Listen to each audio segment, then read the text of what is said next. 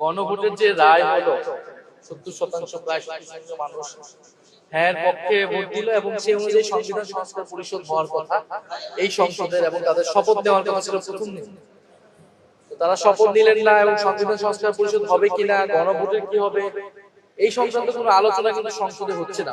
এটাই ছিল এই সংসদের প্রথম কাজ।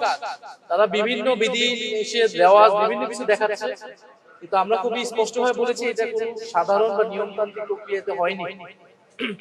এটা অন্তর্বর্তী সরকার একটা গণভোট আদেশের মাধ্যমে এই নির্বাচন হয়েছে, সংসদ গঠিত হয়েছে।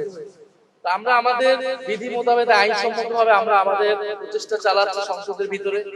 সেই ধারাবাহিকতা আজকে বিরোধী দলীয় নেতা উনি মুলতবি প্রস্তাব রেখেছিলেন, যাতে সংসদ মুলতবি করে এই যে জুলাই সনদ বাস্তবায়ন আদেশ এবং গণভোট সংবিধান সংস্কার ইত্যাদি বিষয় নিয়ে যাতে আলোচনা করা হয়। সেই প্রস্তাবে সেখানে স্পিকার রুলিং দিলেও আমরা দেখতে পাচ্ছি সরকার দলের স্বরাষ্ট্রমন্ত্রী, তারপরে আইন, তারা বিভিন্ন ধরনের ব্যাখ্যা দিচ্ছে এবং তাদের কথাবার্তা এক ধরনের, তারা এখন রিফর্ম কমিটি এটা সেটা অনেক কিছু বলার চেষ্টা করছে তারা, যে ক্ষেত্রে আমাদের এই স্ট্রাগলটাই করার দরকার ছিল না।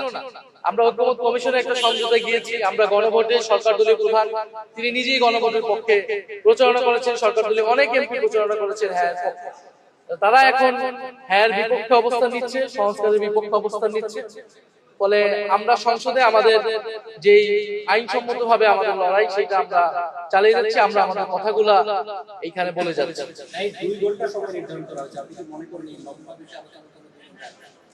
না, 2 ঘন্টা তো এনাফ না, এবং আমাদের মাননীয় আইনমন্ত্রী তিনি হফ লক রুশো মদিনা সনদ সবকিছু নিয়ে আসতে বললেন মাত্র 2 ঘন্টা সময়ের জন্য।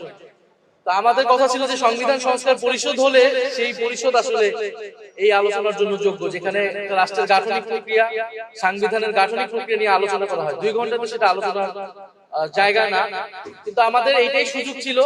আমরা আরো সুযোগ খুঁজবো বিধির মধ্য থেকে, সেই বিষয়ে আমরা কথা বলবো। এছাড়া আমরা যতভাবে কথা বলার সুযোগ পাচ্ছি, এখন পর্যন্ত সরকার দল কোনো সুস্পষ্ট বক্তব্য দেয়নি, এবং তারা পরোক্ষভাবে অধ্যাদেশের বিরোধিতা করেছে, শপথ নেওয়াকে অসাংবিধানিক বলেছে, যেখানে শপথ পড়িয়েছেন আমাদের নির্বাচন কমিশন, প্রধান নির্বাচন কমিশনার নিজে।